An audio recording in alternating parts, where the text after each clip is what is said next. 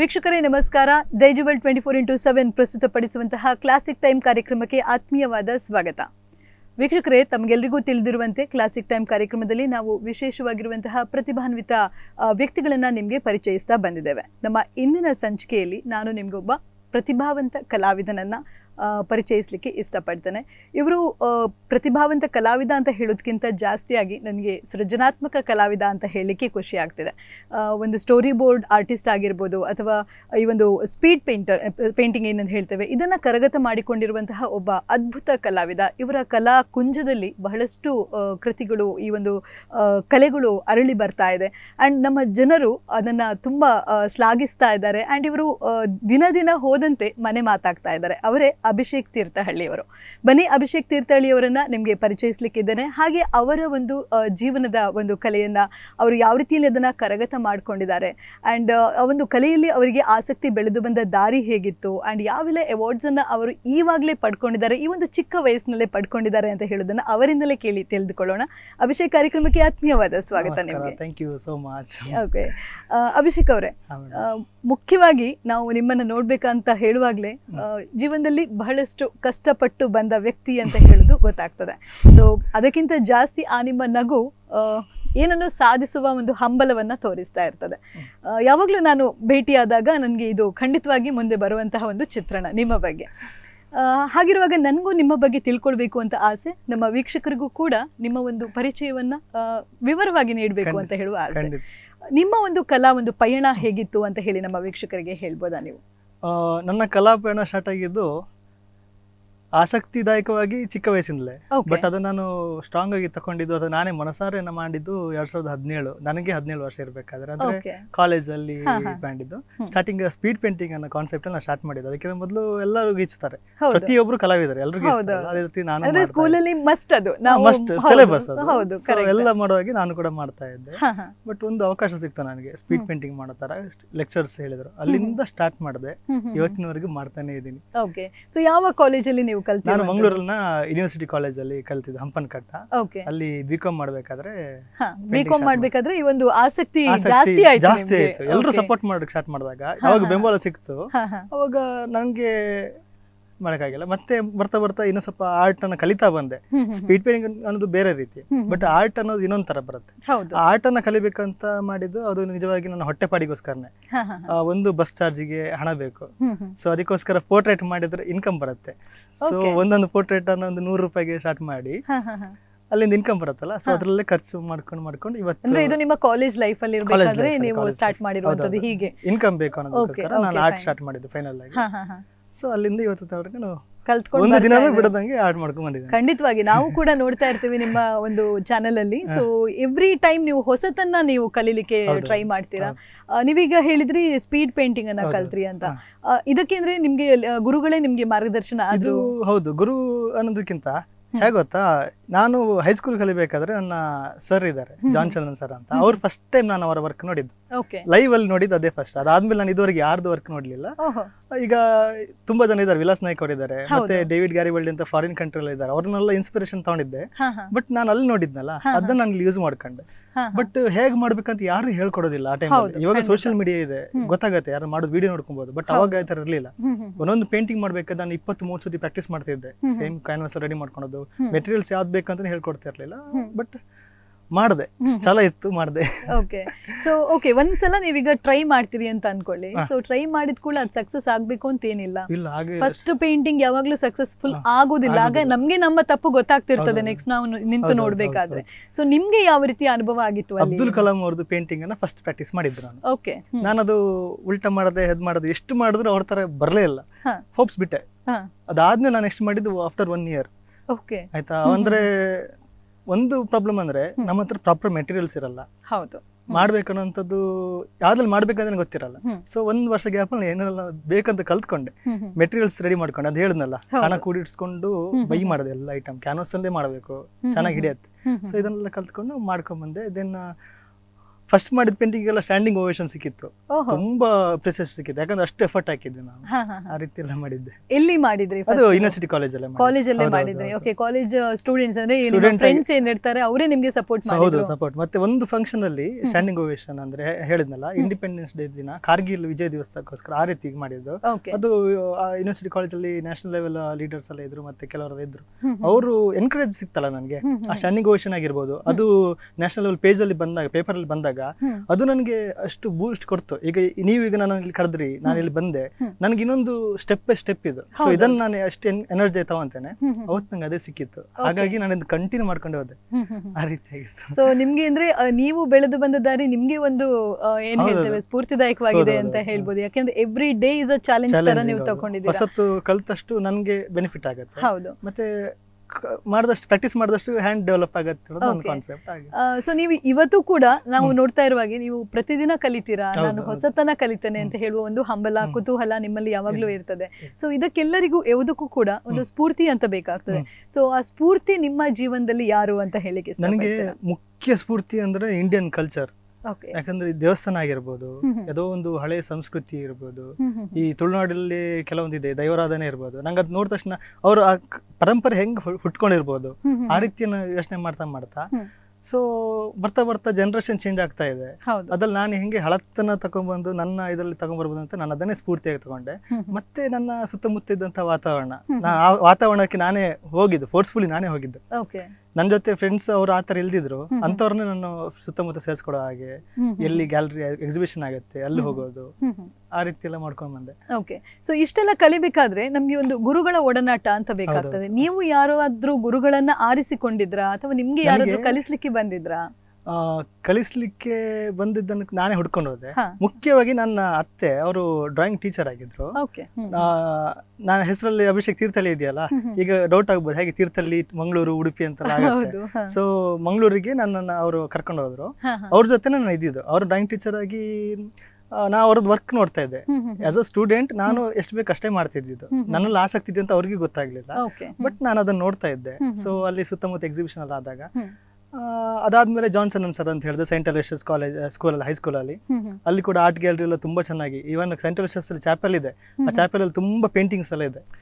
ಇಡೀ ಗೋಡೆಯಲ್ಲಿ ಚಾಪೆಲ್ ಒಳಗೆ ಪೇಂಟಿಂಗ್ಸ್ ಇದೆ, ಇವನ್ ಮೇಲ್ಛಾವಣಿಯಲ್ಲೂ ಪೇಂಟಿಂಗ್ ಇದೆ. ಅದನ್ನ ನೋಡಿದ ತಕ್ಷಣ ನಮ್ಗೆ ಇನ್ಸ್ಪೈರ್ ಆಗ್ಲೇಬೇಕು, ಯಾರ ಮಕ್ಕಳಲ್ಲೂ ಇನ್ಸ್ಪೈರ್ ಆಗತ್ತೆ. ಬಟ್ ಅದನ್ನ ತಕೊಳ್ಳೋರು ಒಬ್ಬ ಇಬ್ಬ, ಅದ್ರಲ್ಲಿ ನಾನೊಬ್ಬ. ಸೊ ಆ ಒಂದು ಇನ್ಸ್ಪಿರೇಷನ್ ನಿಮ್ಗೆ ಇವತ್ತು ಬೆಳೆಸ್ತಾ ಇದೆ ನಿಮ್ಮನ್ನ ಅಂತ ಹೇಳ್ಬೋದು. ಹಾಗಿರುವಾಗ ಈ ಚಿತ್ರಕಲೆ ಅಂತ ಹೇಳಿದ ಕೂಡಲೇ ನಮ್ಗೆ ಬರುವಂತದ್ದು ಒಂದು ಪೇಂಟಿಂಗ್ ಬ್ರಷ್ ಅನ್ನ ಹಿಡ್ಕೊಳ್ತೇವೆ, ಬುಕ್ ಇರ್ತದೆ ಅಥವಾ ಕ್ಯಾನ್ವಸ್ ಇರ್ತದೆ, ಅಂಡ್ ಕೆಲವಷ್ಟು ಕಲರ್ ಅನ್ನ ನಾವು ಹಾಕ್ತೇವೆ ಅಂತ. ಬಟ್ ಇದರಲ್ಲಿ ಬಹಳಷ್ಟು ವಿಧಗಳಿವೆ ಅಲ್ವಾ? ಸೊ ನೀವು ಸ್ಪೀಡ್ ಪೇಂಟಿಂಗ್ ಇಂದ ಸ್ಟಾರ್ಟ್ ಮಾಡಿದ್ರಿ, ನಾರ್ಮಲ್ ಇದನ್ನ ಬಿಟ್ಟು ನೀವು ಸ್ಪೀಡ್ ಪೇಂಟಿಂಗ್ ಇಂದ ಸ್ಟಾರ್ಟ್ ಮಾಡಿದ್ರಿ. ಇವತ್ತು ನೀವು ಯಾವೆಲ್ಲ ಆಯಾಮಗಳನ್ನ ಕಲಿತಾ ಇದ್ದೀರಾ, ಕಲ್ತಿದ್ದೀರಾ ಅಂತ? ಯಾಕೆ ಕಲಿತೆ ಅಂತ, ನಾನು ಕೆಲವೊಂದ್ಸತಿ ಏನಾಗುತ್ತೆ ಗೊತ್ತಾ, ಪ್ರಾಕ್ಟೀಸ್ ಇಂದ ಪರ್ಫೆಕ್ಷನ್ ಆಗ್ಬೋದು. ನನ್ನಲ್ಲಿ ಏನಾಯ್ತು ಅಂತ ಹೇಳಿದ್ರೆ, ನಾನು ಪ್ರಾಕ್ಟೀಸ್ ಇಲ್ಲ, ಬೇಸಿಕ್ ಗೊತ್ತಿಲ್ಲ, ಬಟ್ ಫಿನಿಶಿಂಗ್ ಮಾಡ್ತಾ ಇದ್ದೆ ನಾನು. ನಂಗೆ ಒಂದ್ಸತಿ ಫಿನಿಶಿಂಗ್ ಬರ್ತಿದೆ, ಓಕೆ, ಬಟ್ ನನ್ನಲ್ಲಿ ಒಂಥರ ಬೇಜಾರ್ ಸ್ಟಾರ್ಟ್ ಆಯ್ತು. ಬೇಸಿಕ್ ಗೊತ್ತಿಲ್ಲದೆ ಫಿನಿಶಿಂಗ್ ಮಾಡ್ತಾ ಇದ್ದೇನೆ ಅಂತ. ಅದಕ್ಕೋಸ್ಕರ ನಾನು ಫಂಡಮೆಂಟಲ್ಸ್ ಇಂದ ಕಲಿಯಕ್ಕೆ ಸ್ಟಾರ್ಟ್ ಮಾಡಿದೆ. ಈ ಒಂದು ಸ್ಕೆಚ್ ಫಸ್ಟ್ ಸ್ಟಾರ್ಟ್ ಆಗೋದು ರ್ಯಾಪಿಡ್ ಸ್ಕೆಚ್ ಇಂದ.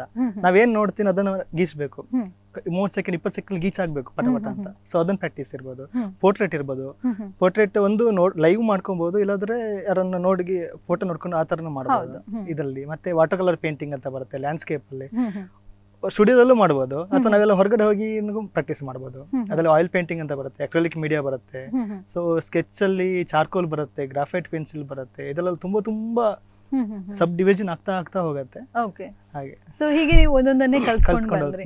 Okay, fine. ಹಾಗೆ ನೀವು ಹೇಳಿದ್ರೆ ಅತ್ತೆಯಿಂದ ಕಲ್ತ ಒಂದು ವಿದ್ಯೆ, ನಂತರ ಅತ್ತೆಗೆ ಗೊತ್ತಾಯ್ತು ನಿಮ್ಮಲ್ಲಿ ಈ ಒಂದು ಕಲೆ ಉಂಟು ಅಂತ. ನಂತರ ಅವರಿಂದ ಏನಾದ್ರು ಟ್ರೈನಿಂಗ್ ಅನ್ನ ಪಡ್ಕೊಳ್ಳಿಕ್ಕೆ ಸಾಧ್ಯ ಆಯ್ತಾ?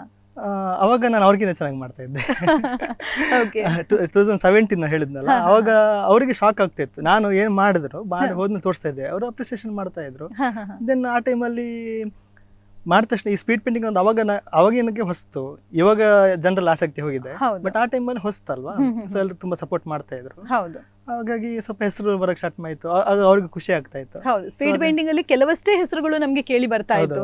ಬಟ್ ಅದರಲ್ಲಿ ಅಭಿಷೇಕ್ ತೀರ್ಥಹಳ್ಳಿ ಹೆಸರು ಬರುವಾಗ್ಲೇ ಸ್ವಲ್ಪ ಲೇಟ್ ಆದ್ರೂ ಕೂಡ ಬಟ್ ಈಗ ಜನ ತುಂಬಾ ಎಕ್ಸೆಪ್ಟ್ ಮಾಡಿದ್ದಾರೆ ಅದನ್ನ. ಸೊ ಅಭಿಷೇಕ್ ಅವರು ನೀವೀಗ ಹೇಳಿದ್ರಿ 2017 ಅಲ್ಲಿ ನೀವು ಈ ಒಂದು ಚಿತ್ರಕಲೆಯನ್ನ ಕಲೀಲಿಕ್ಕೆ ಪ್ರಾರಂಭಿಸಿದ್ರಿ ಅಂತ. ಹಾಗಾದ್ರೆ ನಿಮ್ಮ ಈ ಒಂದು ವೃತ್ತಿಯಾಗಿ ನೀವು ತೆಗೆದುಕೊಂಡದ್ದು ಚಿತ್ರಕಲೆಯನ್ನ 2020 ಇಂದ. ಸೊ ಯಾಕದು ಅಲ್ಲಿ ವೃತ್ತಿಯಾಗಿ ಪರಿವರ್ತನೆ ಆಯ್ತು? ನಿಮ್ಮ ಪ್ಯಾಷನ್ ಆಗಿತ್ತಲ್ವಾ ಅದು? ಸೊ ನೀವು ಕೂಡ ಡಿಗ್ರಿಯನ್ನ ಮುಗಿಸ್ಕೊಂಡಿದ್ರಿ.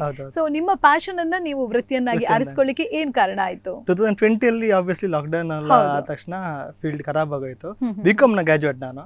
ಬಿಕಾಮ್ ಆದ ತಕ್ಷಣ ನಾನು ಜಾಬ್ ಎಲ್ಲ ಟ್ರೈ ಮಾಡ್ಬೇಕಾದ್ರೆ ಸಂಬಳ 8,000 10,000 ಇತ್ತು. ಬಟ್ ನಾನು ಹಿಂಗೆ ಪೋರ್ಟ್ರೇಟ್ ಮಾಡ್ತಿದ್ನಲ್ಲ, ಪೋರ್ಟ್ರೇಟ್ ಮಾಡ್ಬೇಕಾದ್ರೆ ಇನ್ಕಮ್ ಅದಕ್ಕಿಂತ ಜಾಸ್ತಿ ಇತ್ತು. ಬಟ್ ಏನಂತ ಹೇಳಿದ್ರೆ ಮನೇಲಿ ನಮ್ಮನ್ನ ಹೇಗೆ ಬೆಳೆಸಿರ್ತಾರಂದ್ರೆ ಅವ್ರು ಏನ್ ಹೇಳಿರ್ತಾರೆ ಅದರಲ್ಲೇ ಹೋಗ್ಬೇಕು, ಇದೇ ಮಾಡ್ಬೇಕು ಅಂತ. ಈಗ ಎಜುಕೇಶನ್ ಅಲ್ಲೂ ಅಷ್ಟೇ, ಆರ್ಟ್ ಸ್ಟೂಡೆಂಟಿಗೆ ಬ್ಯಾಚುಲರ್ಸ್ ಆಫ್ ವಿಜುವಲ್ ಆರ್ಟ್ಸ್ ಅಂತ ಇದೆ, ಬಿಕಾಮ್ ಅಲ್ಲ ವಿಜುವಲ್ ಆರ್ಟ್ಸ್. ಸೊ ಅಲ್ಲಿ ಹಾಕ್ಬೋದಿತ್ತು ಬಟ್ ಅವ್ರು ನನ್ನ ಹಾಕಿಲ್ಲ. ಸೊ ಮನೆಯಲ್ಲಿ ಹೇಗೆ ಇದು ಮಾಡಿದ್ರು ನಾನು ಅದೇ ರೀತಿಯಲ್ಲಿ ಬಂದೆ. ಬಟ್ ಎಟ್ ಮೂಮೆಂಟ್ ನಾನು ಅನ್ಕೊಂಡೆ ನನ್ನ ಗೋಲ್, ನನ್ನ ಡ್ರೀಮ್ ಯಾವ್ದಕ್ಕೆ ಪರ್ಫೆಕ್ಷನ್ ಆಗತ್ತೆ ಅಂತ ನಾನು ಯೋಚನೆ ಮಾಡಿದಾಗ ಸೊ ನಾನು ಆರ್ಟ್ ಅನ್ನ ತಕೊಂಡ್ಲೇಬೇಕಾಯ್ತು. ಬಟ್ ಅದಕ್ಕೆ ಹೇಳಿದ್ನಲ್ಲ ನಾನು ಬೇಸಿಕ್ ಕಲ್ತಿರ್ಲಿಲ್ಲ ಅಂತ, ಅದಕ್ಕೋಸ್ಕರ ನಾನು ವಾಪಸ್ ಇನ್ನೊಂದು ಸತಿ ಡಿಗ್ರಿ ವಾಪಸ್ ಜಾಯ್ನ್ ಆದೆ. ಮಂಗಳೂರಲ್ಲಿ ಮಹಾಲಾಸ್ ಅಂತ ಒಂದು ಆರ್ಟ್ ಕಾಲೇಜ್ ಇದೆ, ಅಲ್ಲಿ ನಾನು ಸೇರಿದೆ. ಬಟ್ ಆರ್ಟ್ ಕಾಲೇಜ್ ಹೋಗೋದು ಬೆಳಿಗ್ಗೆ 9 ಗಂಟೆಯಿಂದ ಸಂಜೆ 4 ಗಂಟೆ ತನಕ ಅಲ್ಲೇ ಟೈಮ್ ಆಗುತ್ತೆ, ದುಡಿಬೇಕು. ಅದಕ್ಕೋಸ್ಕರ ಏನ್ ಮಾಡಿದೆ, ಎರಡನ್ನು ಒಟ್ಟಿಗೆ ತಗೊಂಡೆ. ನೈಟ್ ಡೇ ಕಾಲೇಜ್ಗೆ ಹೋದ್ರೆ ಬೆಳಿಗ್ಗೆ ನೈಟ್ 5 ಗಂಟೆ, ಸಂಜೆ 5 ಗಂಟೆಯಿಂದ ಮಿಡ್ ನೈಟ್ 2 ಗಂಟೆ 3 ಗಂಟೆ ತನಕ ನಾನು ವರ್ಕ್ ಟೈಮ್. ಸೊ ಬೆಳಿಗ್ಗೆಯಿಂದ ಈ ತರ ಪ್ರಾಕ್ಟೀಸ್ ಮಾಡ್ಕೊಂಡ್ ಬಂದೆ. ಸೊ ಇಲ್ಲಿಂದ ಅಂದ್ರೆ ವೃತ್ತಿಗೂ ಟೈಮ್ ಕೊಟ್ರಿ, ಈಚೆಯಿಂದ ಕಲೀಲಿಕ್ಕೂ ಕೂಡ ನೀವು ಟೈಮ್ ಕೊಟ್ರಿ. ಅದರಿಂದ ನಿಮ್ಗೆ ಏನೋ ಒಂದ್ ಸಾಧಿಸ್ಲಿಕ್ಕೆ, ನಿಮ್ಗೆ ಕಲೀಲಿಕ್ಕೆ ಜಾಸ್ತಿಯಾಗಿ ಟೈಮ್ ಕೊಡ್ಲಿಕ್ಕೆ ಸ್ಟಾರ್ಟ್ ಮಾಡಿದ್ರಿ ನೀವು. ಓಕೆ, ಸೊ 2020 ಇಂದ ಒಂದೊಂದೇ ಸ್ಟೆಪ್ ಅನ್ನ ಹತ್ಕೊಂಡ್ ಬಂದ್ರಿ. ಇದು ಆರ್ಟಿಗೆ ಇನ್ಕಮ್ ಕೂಡ ಬೇಕಾಗತ್ತೆ. ನಾನು ದುಡ್ದಿದ್ದು ಹೈಯೆಸ್ಟ್ ಇನ್ಕಮ್ ಎಲ್ಲ ಮೆಟೀರಿಯಲ್ಸ್ ಗೆ ಹೋಗುತ್ತೆ, ಪ್ರಾಕ್ಟೀಸ್ಗೆ. ಅದಕ್ಕೋಸ್ಕರ ದುಡಿಲೇಬೇಕಿತ್ತು. ಹಾಗಾಗಿ ಓಕೆ, ಸೊ ಈಗ ಪೋರ್ಟ್ರೇಟ್ ಅನ್ನ ಕೊಡ್ತಾ ಇದ್ರಿ, ಇದರಿಂದ ಹಣ ಸಂಪಾದಿಸ್ಲಿಕ್ಕೆ ಸಾಧ್ಯ ಆಗ್ತಿತ್ತು ಹೇಳಿದ್ರಲ್ಲ. ಸೊ ಪೋರ್ಟ್ರೇಟ್ ಅಂದ್ರೆ ಯಾವ ರೀತಿಯಲ್ಲಿ ಅದನ್ನ ಸೇಲ್ ಮಾಡ್ತಿದ್ರಿ ನೀವು? ಪೋರ್ಟ್ರೇಟ್ ಇದೆಲ್ಲ ಸೋಶಿಯಲ್ ಮೀಡಿಯಾ ಥ್ರೂನೇ ಬರ್ತಾ ಇತ್ತು. ಒಂದು ಮೌತ್ ಎಂದು ಹೇಳ್ತಾರೆ, ಮೌತ್ ಟು ಮೌತ್ ಸ್ಪ್ರೆಡ್ ಆಗಿ ಬರುವಂತದ್ದು. ಇನ್ಸ್ಟಾಗ್ರಾಮ್ ಅಲ್ಲಿ ಒಂದೊಂದು ವಿಡಿಯೋ ಹಾಕಿದ ತಕ್ಷಣ ಯಾರು ಇಷ್ಟಪಡ್ತಾ ಇದ್ರು, ಸೊ ಅದನ್ನ ನಮಗೂ ಮಾಡ್ಬೇಕು ಅಂತ ತಕೊಂಡ್ತಾ ಇದ್ರು. ಆ ರೀತಿ ಎಲ್ಲ. ಸೊ 2020 ಇಂದ ಈ ಒಂದು ಕಲೆಯನ್ನ ವೃತ್ತಿಯನ್ನಾಗಿಸಿದ್ರಿ ನೀವು. ಸೊ ಅಲ್ಲಿಂದ ನೀವು ಬೆಳೆದು ಬಂದ ರೀತಿ ಇದೆ ಅಲ್ಲ, ಅದು ಯಾವ ರೀತಿ ಇತ್ತು? ಅಲ್ಲಿ ಯಾವೆಲ್ಲ ಆಪ್ಷನ್ ಸಿಕ್ತು ನಿಮ್ಗೆ? ಯಾಕಂದ್ರೆ ಒಬ್ಬ ಕಲಾವಿದ ಒಮ್ಮೆ ಹೊರಗೆ ಬಂದಿದ್ದಾನೆ ಅಂತ ಹೇಳಿದ್ಮೇಲೆ ಸೊ ಅವಕಾಶಗಳು ಹುಡುಕಿಕೊಂಡು ಬರ್ತಾ ಇರ್ತದೆ. ಕೆಲವೊಮ್ಮೆ ನಾವೇ ಅವಕಾಶದ ಬಾಗಿಲನ್ನು ತಟ್ಟಬೇಕಾಗ್ತದೆ. ಸೊ ನಿಮ್ಗೆ ಯಾವ್ದು ಸುಲಭ ಆಯ್ತು? ಇದು ಅವಕಾಶ ವಿಷಯ ಬಂದಾಗ ನಾನು ಅವಕಾಶವಾದಿ ಕಂಪ್ಲೀಟ್. ನಾನು ಯಾವುದೇ ಅವಕಾಶ ಬಿಡೋದಿಲ್ಲ, ಇಲ್ದಿದ್ರು ಹುಡ್ಕೊಂಡು ಹೋಗ್ತೇನೆ, ಆ ರೀತಿ ಆಯ್ತಾ. ಬಟ್ ಇವತ್ತಿಗೆ ಈಗ ಪ್ರೆಸೆಂಟ್ ನಾನು ತುಂಬಾ ಹ್ಯಾಪಿ ಆಗಿದ್ದೇನೆ, ಯಾಕಂದ್ರೆ ನೆಗೆಟಿವಿಟಿಯನ್ನು ನಾನು ದೂರ ಇಟ್ಕೊಂಡ್ಬಿಟ್ಟಿದ್ದೀನಿ. ಸೊ ಸಡನ್ ಈಗ ನೀವು ಕೇಳಿದ ತಕ್ಷಣ ನನಗೆ ಫ್ಲಾಶ್ ಬ್ಯಾಕ್ ಅಲ್ಲಿ ಹೋಯ್ತು. ಆ ಸ್ಟೇಜ್ ಎಷ್ಟು ಕಷ್ಟ ಇತ್ತು ಅಂದ್ರೆ, ಇವನ್ ಡಿಗ್ರಿ ಕಾಲೇಜಿಗೆ ಸೇರ್ಬೇಕಂತ ನಂಗೆ ಆಪ್ಷನ್ ಇತ್ತು, ಅನಿಮೇಷನ್ VFX ಮಾಡಬಹುದಿತ್ತು. ಇನ್ನೊಂದು ಬೆಟರ್ ಕಾಲೇಜ್ CKP ಇರ್ಬೋದು, ಬೆಂಗಳೂರಲ್ಲಿ ಅಲ್ಲೆಲ್ಲ ಸೇರ್ಬೋದಿತ್ತು. ಫೀಸ್ ಬಂದ್ಬಿಟ್ಟು 1.5 ಲಕ್ಷ 2.5 ಲಕ್ಷ ಇತ್ತು. ಬಟ್ ನನ್ನ ಸಿಚುವೇಶನ್ ಆದ್ರೆ ಇದ್ದಿದ್ದು ಒಂದು 500-1,000 ರೂಪಾಯಿ ಆ ಮಟ್ಟದಲ್ಲಿ ಇದ್ದಾಗ, ಲಾಕ್ಡೌನ್ ಟೈಮಲ್ಲಿ ಕೆಲವೊಂದ್ಸತಿ ಇನ್ಕಮ್ ಬಂದ್ರೆ ಒಂದೇ ಸತಿ ಬರುತ್ತೆ, ಇಲ್ಲಾಂದ್ರೆ ಫುಲ್ ಡೌನ್ ಆಗುತ್ತೆ. ಬಟ್ ಒಂದು ಅಮೌಂಟ್ ಫಿಕ್ಸ್ ಮಾಡ್ಬೇಕಂದ್ರೆ ತುಂಬಾ ಕಷ್ಟ. ಬಟ್ 2020ರಲ್ಲಿ ನನ್ನ ಊರು ತೀರ್ಥಹಳ್ಳಿಗೆ ಹೋಗಿದ್ದೆ. ಕಾಲೇಜ್ ಸೇರ್ಬೇಕಂತ ಆದಾಗ ಒಂದು 25,000-30,000 ಅಮೌಂಟ್ ಫಿಕ್ಸ್ ಮಾಡೋದಕ್ಕೆ, ಸೆಟಲ್ ಮಾಡೋದಕ್ಕೆ ನಾನು ಆರ್ಡರ್ ಇಲ್ಲ ಟೈಮಲ್ಲಿ ತೋಟದ ಕೆಲಸ ಮಾಡಿ, ಮಣ್ಣು ತುಂಬಿ, ಗಾರೆ ಕೆಲಸ ಮಾಡಿ, ಪೇಂಟ್ ಮಾಡಿ, ಇದೆಲ್ಲ ಮಾಡಿ ಹಣ ಒಟ್ಟು ಮಾಡಿ, ಆ ಒಟ್ಟು ಮಾಡಿದ ಹಣನ ತಂದು ಫೀಸ್ ಕಟ್ಟಿ ಕಾಲೇಜ್ ಜಾಯ್ನ್ ಆದೆ. ಆ ತರನು ಸಿಚುವೇಶನ್ ಬಂದಿತ್ತು. ಬಟ್ ತುಂಬಾನೇ ಕಷ್ಟ ಆಯ್ತು. ಮತ್ತೆ ಇನ್ನೊಂದು ಪ್ರಾಬ್ಲಮ್ ಆಯ್ತು ಅಂದ್ರೆ ಊರ ಹೆಸರು. ಮಂಗಳೂರಲ್ಲಿ ನನ್ನ ಊರು ತೀರ್ಥಹಳ್ಳಿ ಅಂತ ಆದಾಗ ಒಂದ್ ಸ್ವಲ್ಪ ಕಷ್ಟ ಆಯ್ತು. ಏನಂತ ಹೇಳಿದ್ರೆ ಬೇರೆ ಊರಿನವ್ರು ಅಂತ ಆಯ್ತು, ಅವಕಾಶ ಸಿಗ್ತಾನೆ ಇರ್ಲಿಲ್ಲ. ಬಟ್ ನಾನ್ ಬಿಡ್ತಾ ಇರ್ಲಿಲ್ಲ, ನಾವು ಹೋಗೋದು ಆಯ್ತು. ಆದ್ರೂ ತುಂಬಾನೇ ಕಷ್ಟಪಟ್ಟಿದ್ದೆ. ಅಂದ್ರೆ ಇವತ್ತಿನ ಒಂದು ನಗುವಿಗೆ ಕಾರಣ ಆ ನಿಮ್ಮ ಕಷ್ಟ ಶ್ರಮ ಏನೋ ಅಂತ ಎಣಿಸ್ಬೋದು. ಯಾಕಂದ್ರೆ ಮನುಷ್ಯರು ಕಷ್ಟ ಪಡ್ತಿದ್ದಾರೆ ಅಂತ ಹೇಳಿದ್ರೆ ಮುಂದೆ ಒಂದ್ ದಿವಸ ಒಳ್ಳೇದಿದೆ ಅಂತ ಹೇಳುದು ನಾವು ಆಲೋಚನೆ ಮಾಡ್ಬೋದಲ್ವಾ. ಸೊ ನೀವು ಇವತ್ತು ಒಂದು ಅದ್ಭುತ ಕಲಾವಿದರಾಗಿ ನಮ್ಮ ಸಮಾಜದಲ್ಲಿ ಹೊರಹೊಮ್ತಾ ಇದ್ದೀರಾ. ಹಾಗಿರುವಾಗ ಎಲ್ಲಾ ಪ್ರೇಕ್ಷಕರಿಗೂ ಖಂಡಿತವಾಗಿ ನಿಮ್ಮ ಮೇಲೆ ಒಂದು ಕುತೂಹಲ ಇದೆ, ಯಾವ ರೀತಿಯ ಒಂದು ಆರ್ಟ್ ಅಭಿಷೇಕ್ ಇವತ್ತು ಬಿಡಿಸ್ತಾರೆ, ನಮ್ಗೆ ಯಾವ ರೀತಿಯಲ್ಲಿ ರಂಜಿಸ್ತಾರೆ ಅಂತ ಹೇಳಿ ನಮ್ಮ ವೀಕ್ಷಕರಿಗಾಗಿ ಒಂದು ಆರ್ಟ್ ಅನ್ನ ಮಾಡಿ ತೋರಿಸಬಹುದು. ಖಂಡಿತವಾಗಿ ಮಾಡಬಹುದು. ಓಕೆ.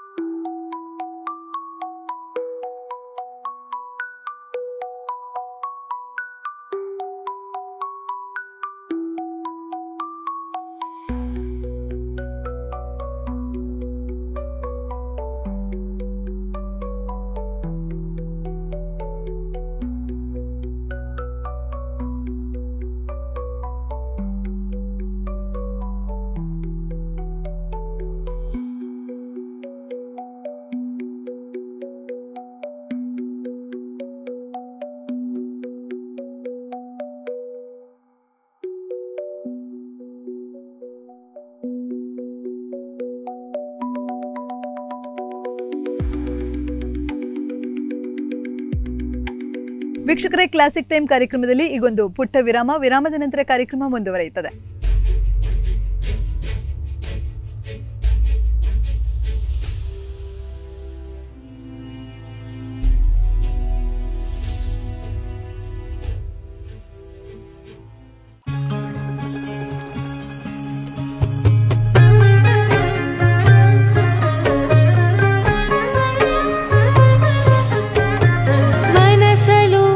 ಕನಸಲು ನೀನೇ ಮನಸಲು ಕನಸಲು ನೀನೇ ಮನಸಲ್ಲಿ ಮನೆ ಮಾಡಿರುವೆ ನೀನೇ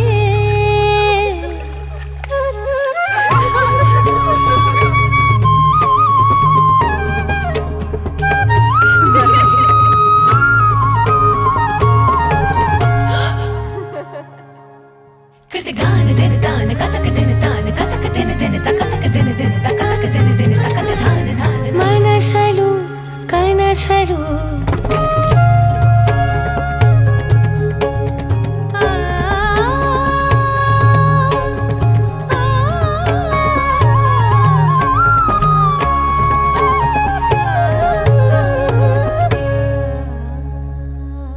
ಒಂದು ಕೊಂಡರೆ ಒಂದು ಉಚಿತವಾಗಿ ನೀಡಿ ಕಳೆದ 21 ವರ್ಷಗಳಿಂದ ಸಂತೃಪ್ತ ಗ್ರಾಹಕರ ಸೇವೆಯಲ್ಲಿರುವ ಉಡುಪಿಯ ಏಕೈಕ ಬಟ್ಟೆ ಮಳಿಗೆ ಫ್ಯಾಮಿಲಿ ಫ್ಯಾಷನ್ಸ್ ಇದೀಗ ವೈವಿಧ್ಯಮಯ ಸಂಗ್ರಹದೊಂದಿಗೆ ಉಡುಪಿಯ ಸರ್ವಿಸ್ ಬಸ್ ನಿಲ್ದಾಣದ ಕ್ಲಾಕ್ ಟವರ್ ಬಳಿಯ ಮಾಂಡವಿ ಕ್ಯಾಪಿಟಲ್ ಕಟ್ಟಡಕ್ಕೆ ಸ್ಥಳಾಂತರಗೊಂಡಿದೆ. ನೂತನ ಮಳಿಗೆಯ ಶುಭಾರಂಭದ ಪ್ರಯುಕ್ತ ಗ್ರಾಹಕರಿಗೆ ವಿಶೇಷ ಕೊಡುಗೆ ಗೆಲ್ಲುವ ಸುವರ್ಣಾವಕಾಶ. 5,000 ರೂಪಾಯಿಗಿಂತ ಮೇಲ್ಪಟ್ಟು ಬಟ್ಟೆ ಖರೀದಿಸಿದರೆ ಕೂಪನ್ ನೀಡಲಾಗುವುದು. ವಿಜೇತರಿಗೆ 10,000 ರೂಪಾಯಿ ಮೌಲ್ಯದ ಬಹುಮಾನ ಗೆಲ್ಲುವ ಅವಕಾಶವಿದೆ.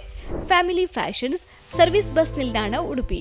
ಕರಾವಳಿಯಾದ್ಯಂತ ಜನತೆಗೆ ನಿರಂತರ ಗುಣಮಟ್ಟದ ಸೇವೆ ನೀಡುತ್ತಿರುವ ಹೆಸರಾಂತ ಸಂಸ್ಥೆ Girija health care and surgicals. ನಮ್ಮಲ್ಲಿ 5 function ICU cot with electric control device, power operated automatic wheel chairs, orthotic products, walking aids, oxygen concentrator, commode foldable chairs, folding walkers, hospital backrest cot with mattresses, recline folding wheelchairs with side cushion and headrest, adult diapers ಮತ್ತು ಎಲ್ಲಾ ತರಹದ ಔಷಧಿಗಳು ರಿಯಾಯಿತಿ ದರದಲ್ಲಿ ಲಭ್ಯವಿದೆ. ಹೆಚ್ಚಿನ ಮಾಹಿತಿಗಾಗಿ ಸಂಪರ್ಕಿಸಿ Girija health care and surgicals.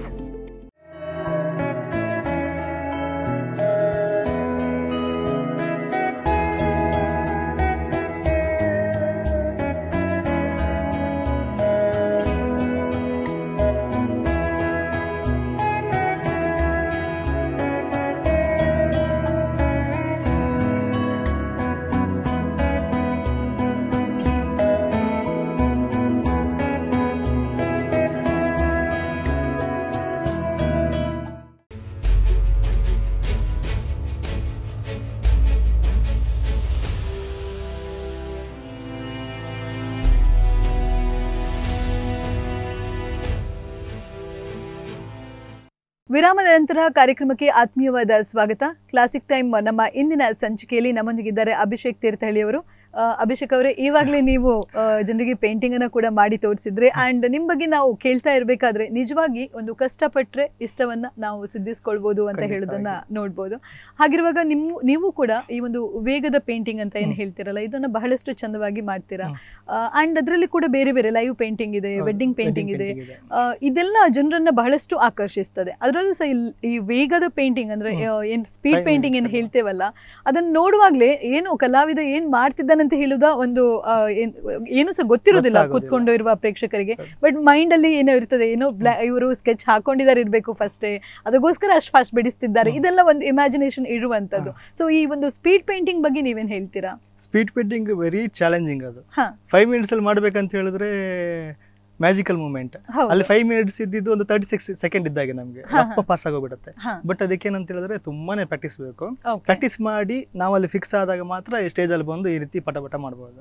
So ಒಂದು ಪ್ರಾಬ್ಲಮ್ ಅಂತ ಹೇಳಿದ್ರೆ, ಒಂದು ಪೇಂಟಿಂಗ್ ಅನ್ನ ನಾವು ಒಂದು 2-3 ಅಡಿ ದೂರದಿಂದ ನೋಡಿದಾಗ ಅದ್ರ ಪರ್ಫೆಕ್ಷನ್ ಗೊತ್ತಾಗುತ್ತೆ. ಬಟ್ ಸ್ಟೇಜ್ ಅಲ್ಲಿ ಮಾಡ್ಬೇಕಾದ್ರೆ ನಮ್ಗೆ ಏನು ಗೊತ್ತಾಗಲ್ಲ, ಅದು ಸರಿ ತುಂಬಾ ಬಂದಿದ್ಯಾ, ಹತ್ರ ಇರ್ತದೆ. ಹತ್ರ ಇರ್ತದೆ, Okay, okay, ಅದು ಒಂದು ದೊಡ್ಡ ಇರ್ತದೆ, ದೂರ ಹತ್ರ ನೋಡಿದ್ರೆ ಕಾಣಲ್ಲ, ಯಾಕಂದ್ರೆ ನಮ್ಮ ಐ ಇರೋದು ಚಿಕ್ಕ, ನಾವು ದೂರದಿಂದನೇ ಅದನ್ನ ನೋಡ್ಬೇಕು. Okay, ಸೊ ಅಲ್ಲಿ ಏನಾಗುತ್ತೆ, ಸರಿ ಬಂದಿದ್ದಿಲ್ಲ ಅಂತಾನೆ ಗೊತ್ತಾಗಲ್ಲ, ಒಂದ್ಸತಿ ಆದ ತಕ್ಷಣ ದೂರ ಬಂದಾಗ್ಲೇ ಗೊತ್ತಾಗೋದು. Okay. ಅದಕ್ಕೆ ನಾನು ಟ್ರಿಕ್ ಯೂಸ್ ಮಾಡಿದೆ, ಪೇಂಟಿಂಗ್ ಮಾಡ್ಬೇಕಾದ್ರೆ ಸ್ವಲ್ಪ ಡ್ಯಾನ್ಸ್ ಮಾಡ್ಕೊಂಡು, ಸ್ವಲ್ಪ ಹೀಗೆ ಮಾಡ್ಕೊಂಡು, ನಮಸ್ತೆ ಚಪ್ಪಾಳೆ ಬಿಟ್ಕೊಂಡು ಎಂಗೇಜ್ ಆಡಿಯನ್ಸ್ ಎಂಗೇಜ್ ಮಾಡ್ಕೊಂಡು ಸ್ವಲ್ಪ ಒಂದು ದೂರದಿಂದ ನೋಡಿ ಸರಿ ಬಂದಿದೆ ಅಂತ ನೋಡಿ ಹೋಗಿ ಹತ್ತದಲ್ಲಿ ಮಾಡೋದು.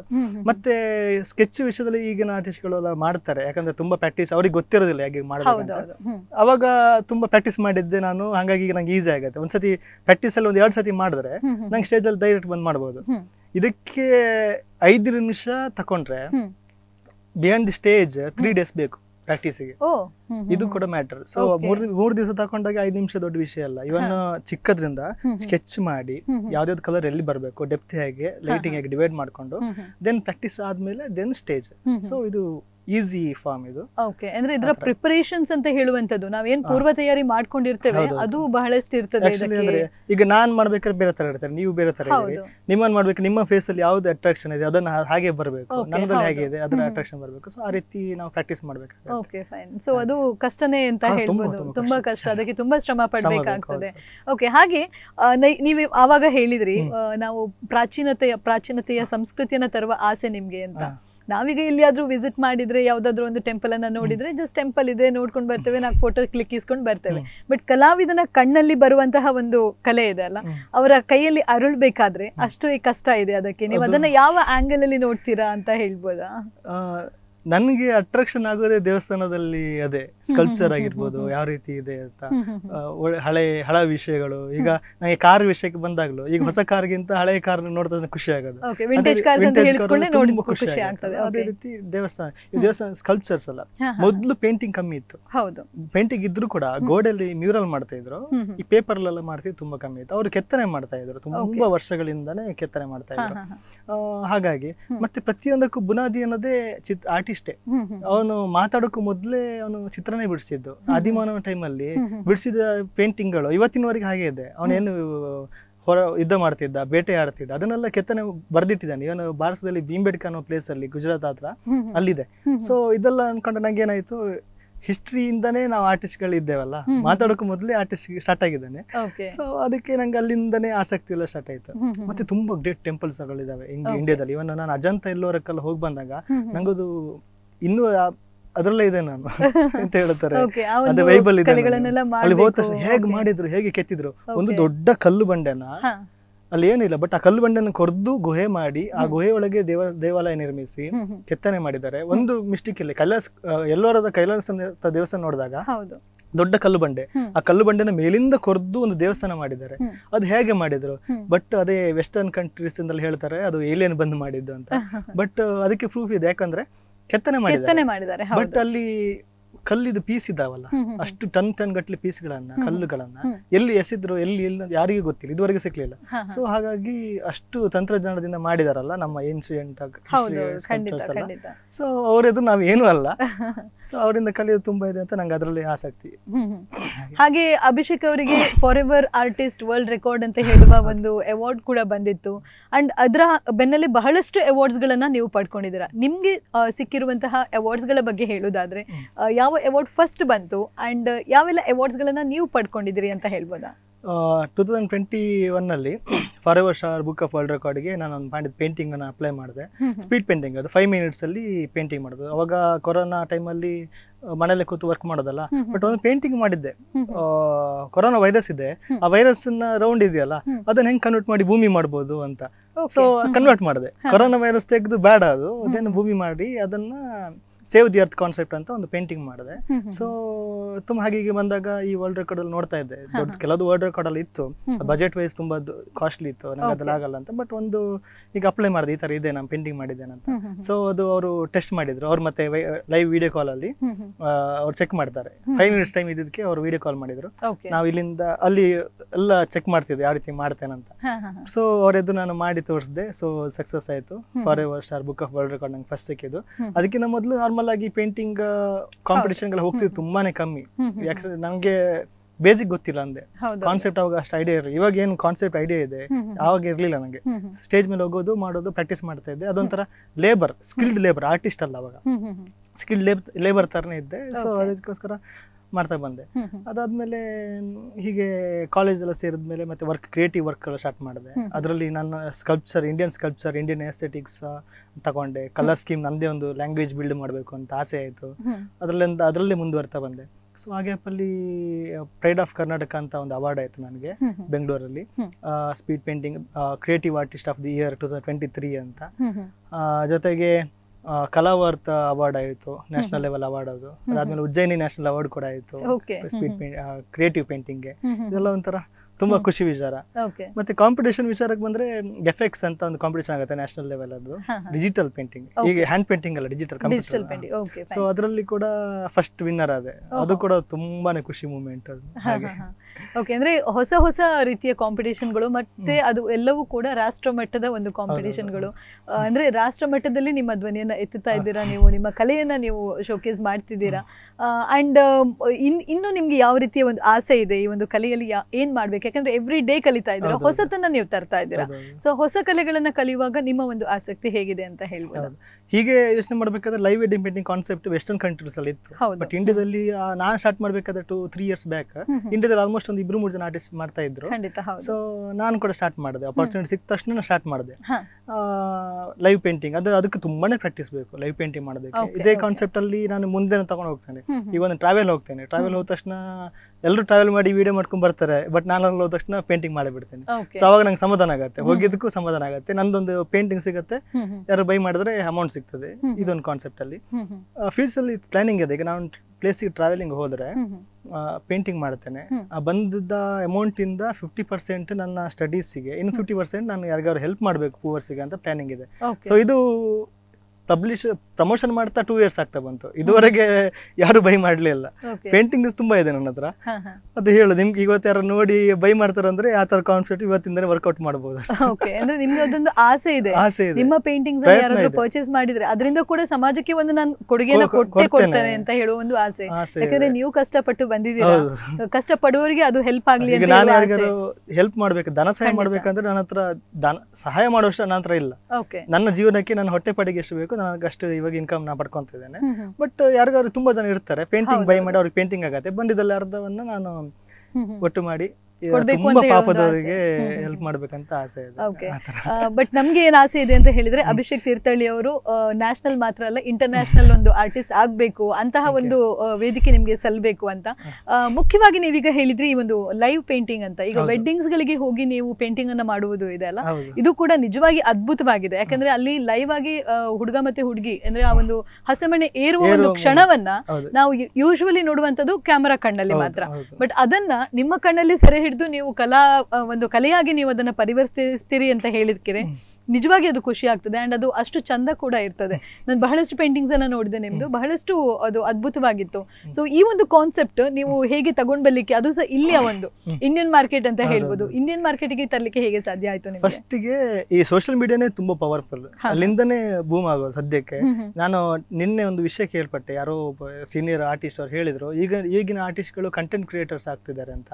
ಬಟ್ ಇದು ತಪ್ಪು ಅಂತ ಹೇಳೋದಕ್ಕಾಗಲ್ಲ. ಈಗಿನ ಮಾರ್ಕೆಟ್ ಅಥವಾ ಈಗಿನ ಜನರೇಷನ್ ಮಾಡಿರೋದು. ಇವಾಗ ನಮ್ಮನ್ನ ನಾವು ಪ್ರಮೋಷನ್ ಮಾಡದೇ ಇದ್ರೆ ಬೇರೆ ಯಾರು ಮಾಡಲ್ಲ. ಈಗ ನಾನು ನನ್ನನ್ನೇ ಪ್ರಮೋಷನ್ ಮಾಡ್ತೇನೆ. ನನಗೊಂದು ಪ್ರೀತಿಯ ಬಗ್ಗೆ ವಿಡಿಯೋ ಮಾಡಿದ್ರು ನನ್ನ ಪೇಂಟಿಂಗ್ ಹಾಕ್ತೇನೆ, ಯಾಕಂದ್ರೆ ಆಕ್ಚುಲಿ ನೋಡಿದವರು ನನ್ನನ್ನ ಬೈ ಮಾಡ್ಲಿ ಅಂತ. ಸೊ ಹೀಗೆ ಸ್ಟಾರ್ಟ್ ಆಯ್ತು. ಪ್ರಾಕ್ಟೀಸ್ ಮಾಡ್ತಾ ಬಂದಾಗ ಈ ಸೋಷಿಯಲ್ ಮೀಡಿಯಾದಲ್ಲಿ ಒಂದು ವಿಡಿಯೋ ಅಪ್ಲೋಡ್ ಮಾಡಿದ್ದೆ. ನನ್ನ ಅಜ್ಜಿ ಡೆತ್ ಆದಾಗ ಅವ್ರದ್ದು ಪೇಂಟಿಂಗ್ ಅನ್ನ ನಾನು ಅವ್ರದ್ದು ಕಾರ್ಯದ ದಿನ ನಾನು ಕೂತು ಮಾಡಿದೆ, ಲೈವ್ ಅಲ್ಲೇ ಮಾಡಿದ್ದು. ನಾನು ಮಾಡಿದ ವಿಡಿಯೋ ಹಾಕಿದ್ನಲ್ಲ, ಸೊ ಅದು ಒಂಥರ ಬದಲಾವಣೆ ಆಯ್ತು. ನಂಗೆ ಪ್ಲಸ್ ಆಯ್ತು. ಅಜ್ಜಿದ ಆಶೀರ್ವಾದನೋ ಏನೋ ಗೊತ್ತಿಲ್ಲ, ಅದಲ್ಲಿಂದ ಯಾರು ನೋಡಿದವರು ಈ ತರ ನಾನು ಮಾಡ್ತೇನೆ ಅಂತ ಅವ್ರ ಮನಸ್ಸಲ್ಲಿ ಇತ್ತು. ಹೀಗೆ ಒಂದ್ಸತಿ ಅವರಿಗೆ ಎನ್ಕ್ವೈರಿ ಬಂದಾಗ ನಂಗೆ ಅದು ಆಗುದಿಲ್ಲ, ಒಬ್ಬ ಆರ್ಟಿಸ್ಟ್ ಇದ್ದಾನೆ ಅವನಿಗೆ ಹೇಳ್ತೇನೆ ಅಂತ ನನ್ಗೆ ಹೇಳಿದ್ರು. ಸೊ ನಂಗೆ ಗೊತ್ತಿಲ್ಲ, ಸೀರಿಯಸ್ ನಂಗೆ ಏನು ಗೊತ್ತಿಲ್ಲ, ಅಲ್ಲಿ ಹೋಗಿ ಮಾಡುವಷ್ಟು ಧೈರ್ಯನೂ ಇಲ್ಲ. ಬಟ್ ಒಂದೇ ಒಂದು ಸಿಕ್ಕ ಅವಕಾಶ ಬಿಡಬಾರ್ದು. ಮಾಡ್ತೇನೆ, ಕೂತೆ ಪ್ರಾಕ್ಟೀಸ್ ಮಾಡಿದೆ. ನನ್ನ ಎಂತ ಮಾಡಿದೆ ಅಂದ್ರೆ, ನಾಳೆ ಇವೆಂಟ್ ಇದೆ, ಇವತ್ತು ಕೂತ್ಕೊಂಡು ನನ್ನ ಮತ್ತೆ ನನ್ನ ಹೆಂಡತಿಯ ಚಿತ್ರ ವೆಡ್ಡಿಂಗ್ ಅಲ್ಲಿ ಇದ್ರೆ ನಾನು ಯಾವ ತರ ಮಾಡ್ತೇನೆ ಅಂತ ಫೋಟೋ ನೋಡಿ ಕೂತ್ಕೊಂಡು ಮಾಡಿದೆ. ಪ್ರಾಕ್ಟೀಸ್ ಆಯ್ತು, ಮಾಡ್ತೇನೆ ನಾನು ಅಂತ ಹೇಳಿ ಮಾರನೇ ದಿನ ಹೋಗಿ ಮಾಡಿದೆ. ಅದು ಸಕ್ಸಸ್ ಆಯ್ತು. ಅಲ್ಲಿಂದ ಈ ವೆಡ್ಡಿಂಗ್ ಪೇಂಟಿಂಗ್ ಸ್ಟಾರ್ಟ್ ಆಯ್ತು. ಬಟ್ ವೆರಿ ಡಿಫಿಕಲ್ಟ್ ಅದು. ಮದುವೆ ಎಲ್ಲರ ಮದುವೆ ಒಂದೇ ತರ ಇರೋದಿಲ್ಲ, ಟೈಮಿಂಗ್ಸ್ ಕೆಲವ್ರದ್ದು ಮುಹೂರ್ತ ಮೇಲೆ ಇರುತ್ತೆ. ಕೆಲವ್ರದ್ದು 9 ಗಂಟೆಗೆ ಸ್ಟಾರ್ಟ್ ಆದ್ರೆ 12 ಗಂಟೆಗೆ ಆಗತ್ತೆ, 1 ಗಂಟೆಗೆ ಅವ್ರಿಗೆ ಪೇಂಟಿಂಗ್ ಸಬ್ಮಿಷನ್ ಮಾಡ್ಬೇಕು. ಅಲ್ಲಿ ನಂಗೆ ಸಿಗೋ ಟೈಮು 4 ಗಂಟೆಯಿಂದ 5 ಗಂಟೆ ಟೈಮ್ ಸಿಗುತ್ತೆ. ಆ ಗ್ಯಾಪ್ ಅಲ್ಲಿ ಮಾಡ್ಬೇಕು. ಮತ್ತೆ ಅವರು ಇನ್ನೊಂದು ಮೂಮೆಂಟ್ ಆಗ್ತಾ ಇರ್ತಾರೆ. ಸೊ ಒಂದು ಬೆಸ್ಟ್ ಫೋಟೋಸ್ ನ ಕ್ಯಾಪ್ಚರ್ ಮಾಡ್ಕೊಂಡು ಅವರನ್ನ ಪೇಂಟ್ ಎಲ್ಲ ಮಾಡೋದನ್ನ ಮಾಡ್ಬೋದು. ಅವ್ರನ್ನ ನೋಡಿ ಮಾಡಕ್ಕೆ ಅವ್ರು ಸುಮ್ಮನೆ ಕೂರೋದಿಲ್ಲ, ಅಲ್ಲಿ ಮಾತಾಡ್ತಾ ಇರ್ತಾರೆ. ಮತ್ತೆ ತುಂಬಾ ಕ್ರೌಡ್ ಇರುತ್ತೆ, ತುಂಬಾ ಪೇಷನ್ಸ್ ಬೇಕು. ಆರ್ಟಿಸ್ಟ್ ಅವನಿಗೆ ಪೇಷನ್ಸ್ ಅಂತ ಹೇಳ್ತಾರೆ. ಇಲ್ಲಿ ನಾನು ಪೇಂಟಿಂಗ್ ಮಾಡ್ಬೇಕಾದ್ರೆ ಇದು ಬದವರೆಲ್ಲ ಬಂದು ಮಾತಾಡ್ತಾ ಇರ್ತಾರೆ. ಅದನ್ನೆಲ್ಲ ಕಂಟ್ರೋಲ್ ಮಾಡೋದು ಹೇಗಂತ ಈ ಸೋಷಿಯಲ್ ಮೀಡಿಯಾದಿಂದ ನಾನು ಕಲ್ತ್ಕೊಂಡಿದ್ದೆ. ಸೊ ಅದಕ್ಕೋಸ್ಕರ ನೀವೊಂದು ಕಂಟೆಂಟ್ ಕ್ರಿಯೇಟರ್ ಕೂಡ ಆಗಿದ್ದೀರಾ, ಅದರಲ್ಲೂ ಕೂಡ ಸಕ್ಸಸ್ ಅನ್ನ ಪಡ್ಕೊಳ್ತಾ ಇದ್ದೀರಾ. ಸೆಲ್ಫ್ ಪ್ರಮೋಷನ್ ಇಂದನೇ ಸ್ಟಾರ್ಟ್ ಆಗಿದೆ ನನ್ನ ಪ್ರಮೋಷನ್. ಖಂಡಿತವಾಗಿ ಆಬ್ವಿಯಸ್ಲಿ ನಮ್ಮ ಹತ್ರ ಏನು ಹೊಸತನ ಇದೆ ಅದನ್ನ ನಾವೀಗ ತೋರಿಸಲೇಬೇಕಾಗಿದೆ. ಇಲ್ಲ ಅಂತ ಹೇಳಿದ್ರೆ ನಮ್ಗಂತಹ ಒಂದು ವೇದಿಕೆಯನ್ನ ನಾವು ಕಳ್ಕೊಂಡಾಗೆ ಅಂತ ಹೇಳ್ಬೋದು. ಸೊ ಯಾವುದೇ ಒಂದು ವೇದಿಕೆಯನ್ನ ನಾವು ಒಳ್ಳೆಯದಗೋಸ್ಕರ ಬಳಸಿದ್ರೆ ಅದು ಒಳ್ಳೆದೇ ಆಗ್ತದೆ. ಸೊ ಅದು ನಿಮ್ಗೆ ಹೆಲ್ಪ್ಫುಲ್ ಆಗಿದೆ ಅಂತ ಹೇಳ್ಬೋದು. ಹಾಗೆ ನಿಮ್ಮ ಕಂಟೆಂಟ್ ಕ್ರಿಯೇಷನ್ ಇಂದ ಕೂಡ ನಿಮ್ಗೆ ಬಹಳಷ್ಟು ಅಭಿಮಾನಿಗಳು ಕೂಡ ಇದ್ದಾರೆ. ನಾನು ಹೇಗೆ, ನನ್ನ ವ್ಯಕ್ತಿತ್ವ ಏನು, ನನಗೆ ಏನ್ ಆಸಕ್ತಿ ಇದೆ ಅಂತ ತೋರಿಸಬಹುದು. ಇವಾಗ ಏನಾಗಿದೆ ಅಂತ ಹೇಳಿದ್ರೆ ತುಂಬಾ ಜನಕ್ಕೆ ನಾ ಗೈಡ್ ಮಾಡ್ತೇನೆ. ಸೋಷಿಯಲ್ ಮೀಡಿಯಾದಲ್ಲಿ ಪಾಪ ತುಂಬಾ ಜನಕ್ಕೆ ಗೊತ್ತೇ ಇರೋದಿಲ್ಲ ಯಾವ ತರ ಸ್ಟಾರ್ಟ್ ಮಾಡ್ಬೇಕಂತ. ಗೊತ್ತಿರೋದಿಲ್ಲ. ಯಾಕೆ ಗೊತ್ತಾ, ಈಗ ನನ್ಗೆ ನನ್ ಬಗ್ಗೆ ಗೊತ್ತಿರುತ್ತೆ. ನಾನು ತುಂಬಾ ಹೇಗೆ ಕಲಿಯುವುದಂತ ಕಲ್ತ್ಕೊಂಡೆ, ಬೇರೆ ನೋಡಿ ಕಲ್ತ್ಕೊಂಡೆ. ಈಗ ನಾನು ನಿಮ್ಮ ಹತ್ರ ಮಾತಾಡಿದಾಗ ನಿಮ್ಮ ಹತ್ರ ಏನ್ ಕ್ವಾಲಿಟೀಸ್ ಇದೆ ಅದನ್ನ ನಾನು ಕದ್ದು ಬಿಡ್ತೇನೆ, ನನ್ನಲ್ಲಿ ಅಡಾಪ್ಟ್ ಮಾಡ್ಕೊಂತೇನೆ. ಈ ರೀತಿ ಕ್ವಾಲಿಟಿ ಈಗಿನ ಮಕ್ಕಳಿಗೆ ತುಂಬಾ ಕಮ್ಮಿ ಇದೆ. ಅವರು ಹಾಗಾಗಿ ಅಲ್ಲೇ ಇದ್ದಾರೆ. ಸೊ ಅವರಿಗೆ ನನ್ನಲ್ಲಿ ಎಷ್ಟು ಆಗ್ಬೋದು ಅಷ್ಟು ನಾನು ಗೈಡ್ ಮಾಡೇ ಮಾಡ್ತೇನೆ 100%. ಅಂದ್ರೆ ಕಲಿಸುವ ಒಂದು ಆಸಕ್ತಿ ಕೂಡ ಇದೆ ನಿಮ್ಮಲ್ಲಿರುವಂತಹ ವಿದ್ಯೆಯನ್ನ ಮತ್ತಷ್ಟು ಜನರಿಗೆ ಕೂಡ ಕೊಡ್ಬೇಕು. ಅವಾಗ್ಲೇ ನಾವು ಜಾಸ್ತಿ ಕಲಿಬಹುದು ಅವ್ರು ಕಲ್ತಾಗ. ಇವನ ಒಂದ್ ವೇಳೆ ನನಗೆ ನಾಳೆ ದಿನ ಏನಾದ್ರು ಆಗಿ ಹೆಚ್ಚು ಕಮ್ಮಿ ಆದಾಗ ಇವತ್ತು ನಾನು ಯಾರಿಗಾರ ಕಳ್ಸಿದೀನಿ ಅವ್ರು ನಂಗೆ ಹೆಲ್ಪಿಗೆ ಬರ್ಬೋದು. ಓಕೆ, ಸೊ ಮುಂದಿನ ಒಂದು ಆಲೋಚನೆ ಕೂಡ ಈ ರೀತಿ ಇದೆ ನಿಮ್ಮ ಹತ್ರ ಅಂತ ಹೇಳ್ಬೋದು. ಅಂದ್ರೆ ನನ್ನಿಂದ ಏನಾಗ್ತದೆ ಅದನ್ನ ನಾನು ಸಮಾಜಕ್ಕೆ ಕೊಡ್ಬೇಕು ಅಂತ ಹೇಳುವ ಒಂದು ಒಳ್ಳೆಯ ಅಭಿಪ್ರಾಯ ಇದೆ. ಹಾಗೆ ಅಭಿಷೇಕ್ ಅವರೇ, ನೀವು ಇವಾಗಲೇ ಬಹಳಷ್ಟು ಕಾಂಪಿಟೇಷನ್ಸ್ ಗಳಿಗೆಲ್ಲ ಹೋಗಿದ್ದೀರಾ, ನ್ಯಾಷನಲ್ ಲೆವೆಲ್ ಕೂಡ ತಗೊಂಡಿದ್ದೀರಾ. ಸೊ ಇನ್ನು ಯಾವ ರೀತಿಯ ಅಂದ್ರೆ ಇವತ್ತು ಬೇರೆ ಬೇರೆ ರೀತಿಯ ಆಯಾಮಗಳಲ್ಲಿ ಕಾಂಪಿಟೇಷನ್ಸ್ ಇರ್ತದೆ. ಸೊ ನಿಮ್ಮ ಒಂದು ಫೀಲ್ಡ್ ಏನಿದೆ ಇದರಲ್ಲಿ ನೀವು ಈಗ ಸ್ಪೀಡ್ ಪೇಂಟಿಂಗ್, ಬೇರೆ ಬೇರೆ ರೀತಿಯ ಸ್ಟೋರಿ ಅಂತ ಹೇಳುವಂಥದ್ದು, ಆ ಒಂದು ಪೇಂಟಿಂಗ್ ಅನ್ನು ಕೂಡ ಕಲಿತಾ ಇದ್ದೀರಾ. ಮತ್ತಷ್ಟು ಸೃಜನಾತ್ಮಕ ಕಲೆಗಳನ್ನ ನೀವು ಕರಗತ ಮಾಡ್ಕೊಳ್ತಾ ಇದ್ದೀರಾ. ಅದ್ರ ಬಗ್ಗೆ ಏನಾದ್ರೂ ನಮ್ಮ ವೀಕ್ಷಕರಿಗೆ ಹೇಳ್ಬೋದು. ಕ್ರಿಯೇಟಿವ್ ಪೇಂಟಿಂಗ್ ಅನ್ನೋದು ಈಗ ಭಾಷೆ ಕನ್ನಡ, ತುಳು, ಇಂಗ್ಲಿಷ್, ಹಿಂದಿ. ಅದೇ ರೀತಿಯಲ್ಲಿ ಕಲಾವಿದನಿಗೊಂದು ಭಾಷೆ ಇರುತ್ತೆ. ಈಗ ಮ್ಯೂಸಿಷಿಯನ್ ಅಲ್ಲಿ ಅವರು ಒಂದು ಕಲ್ತು ಅವ್ರದೇ ಒಂದು ಸೈನ್, ಆರ್ಟಿಸ್ಟ್ ಅಲ್ಲೂ ಆತರ ಇರುತ್ತೆ.